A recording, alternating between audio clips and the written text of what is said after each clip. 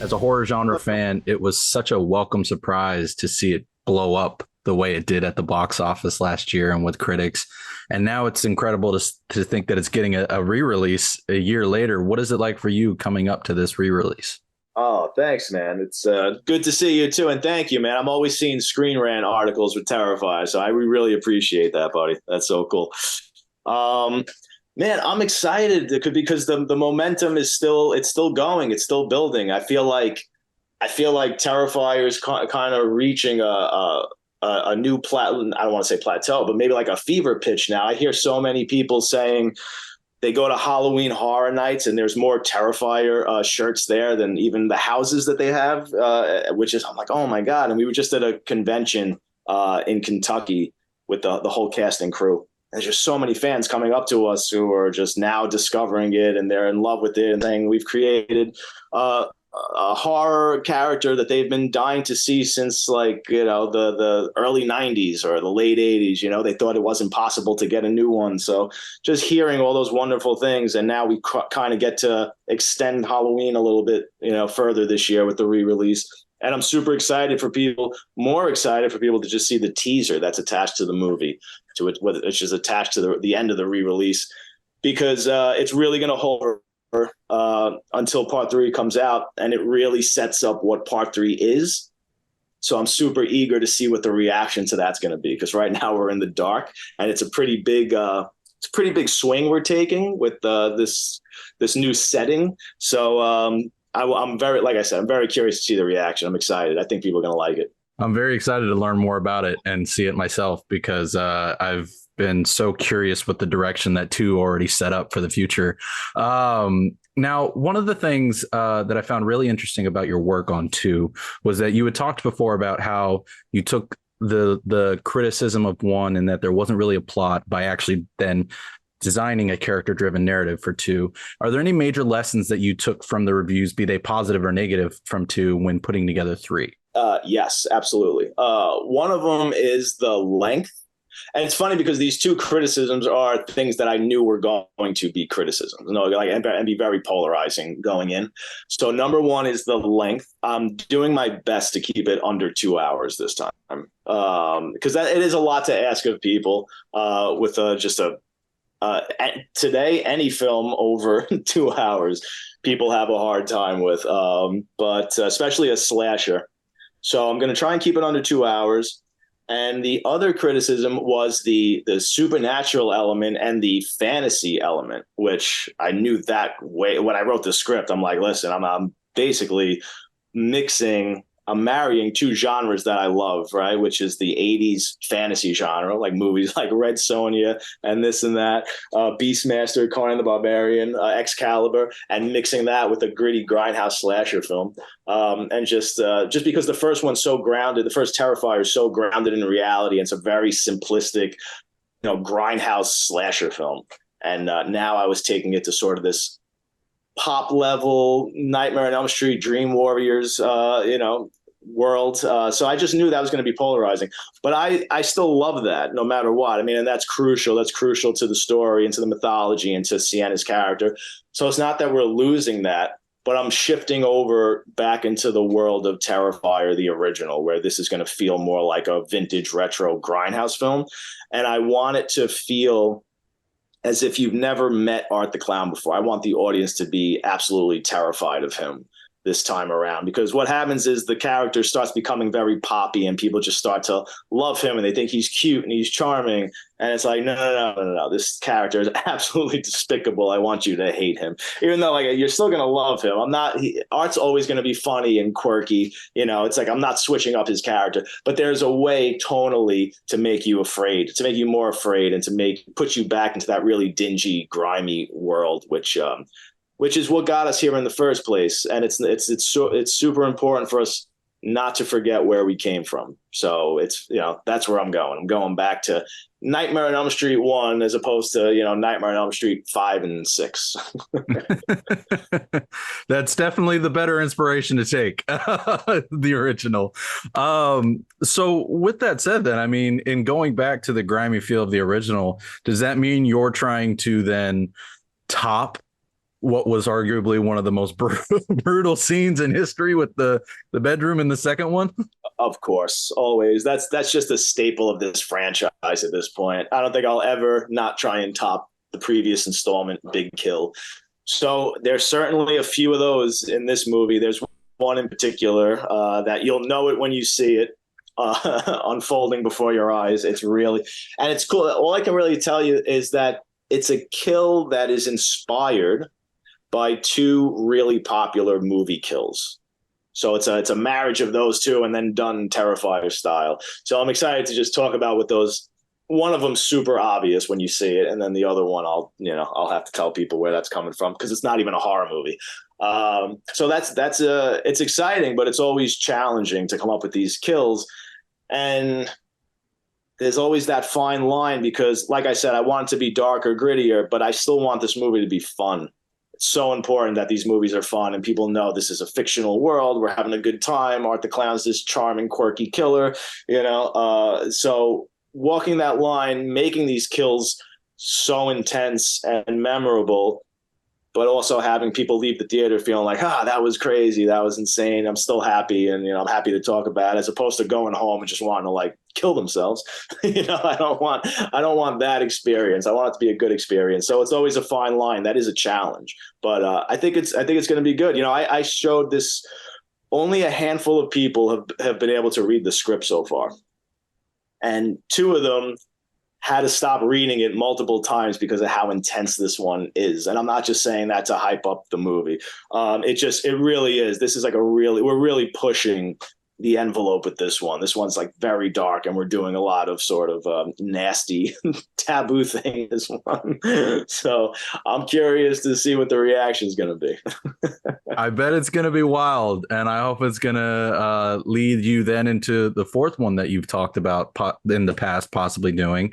Now, obviously, I'm sure you're waiting to see how the reaction is to 3, and of course, financially, the reaction to 3 before moving ahead. But I mean, is 4 already mapped out in your mind? Is there even further going on, or do you think it's going to end after 4? To be determined, honestly. It's tough. I don't want to give out spoilers because I want people to just experience the movie as if it could be the last one. Go into 3. You never know. The whole thing was when I started writing 2. The only good thing is that I have known the ending to this franchise, so to speak, since I was writing 2. And that's the most important thing, is knowing where the finish line is and how to have a satisfying conclusion, which is something a lot of these franchises do not have whatsoever, as they go on way too long, and then they wind up just petering out because there's no goal, basically. It just comes down to money and just bringing the killer back to just, wipe out a whole new slew of people, which is fantastic. It could be. I mean, I grew up with the Part 10s and whatnot. I love them. I still watch them.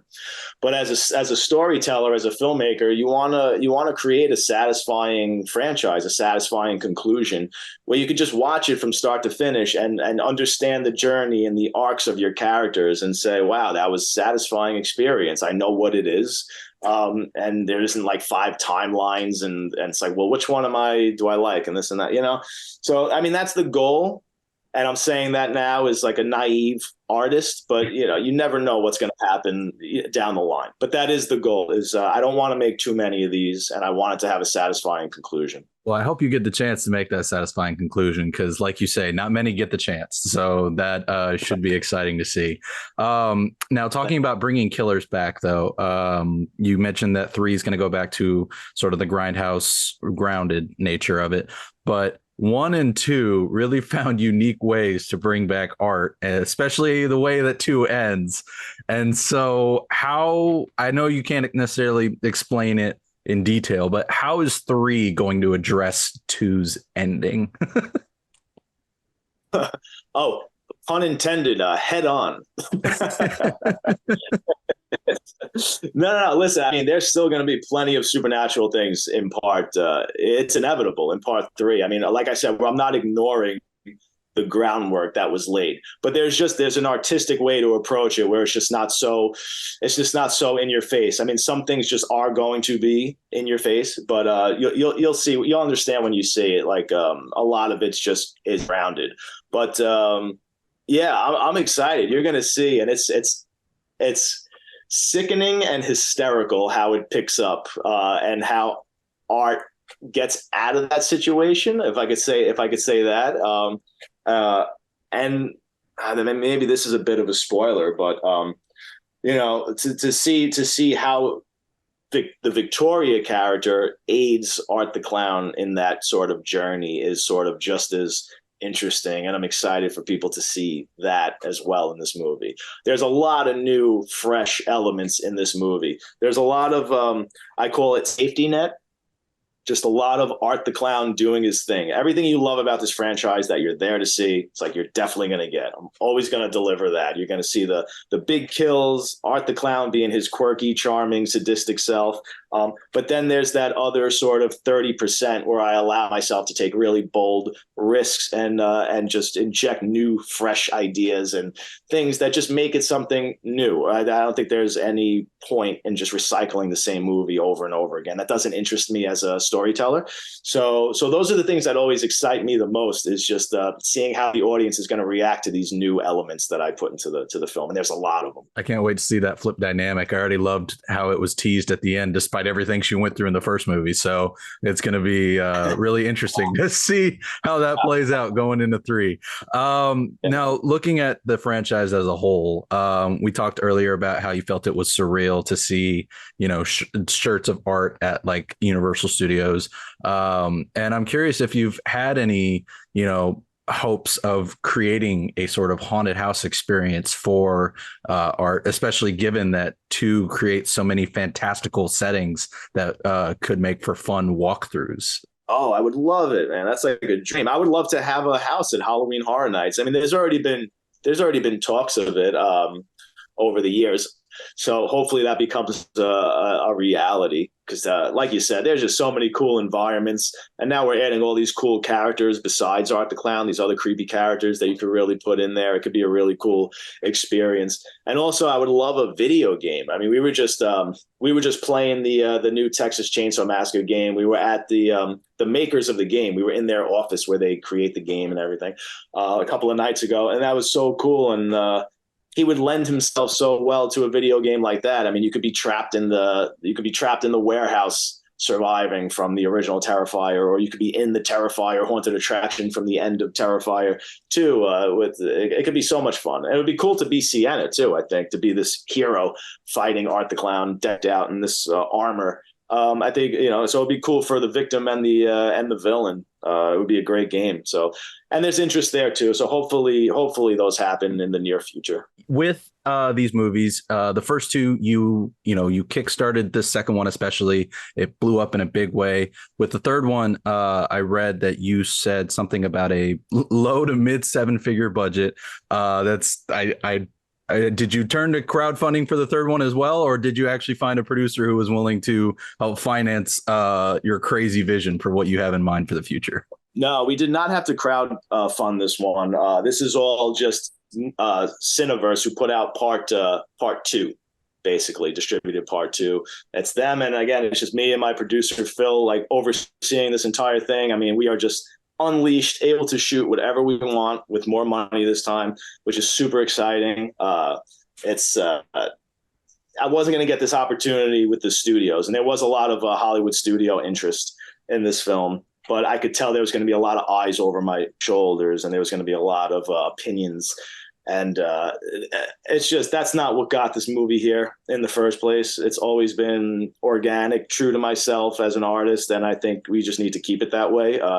I think that the franchise has the best chance of longevity that way. So I'm excited. I'm excited for that. Yeah, I think we talked about this already. Just having the money to just really allow me to focus on the writing and directing is going to really make a better film this time. So I'm really excited for that. And but again, as much relief as that is, I mean, there's so much work with all these departments now that I have to oversee. And There's more eyes on it than ever before. So that's a little nerve wracking. But once you're in it, you go to your artist default and you just try and make, no matter how stressful the situation is, you just try and make the best movie you can with where you are and what you have and the people you're surrounded by. So I feel really good, though. We're going to be great. Well, I'm glad that you got to retain that creative autonomy over the movie, because it sounds like it's going to be purely your vision and be something special. I look forward to spreading the word about the re-release and seeing it myself for that teaser of 3. So, Damien, thank you so much, man, for taking the time. I greatly appreciate it. My pleasure, man. This was fun. So have a great day, buddy.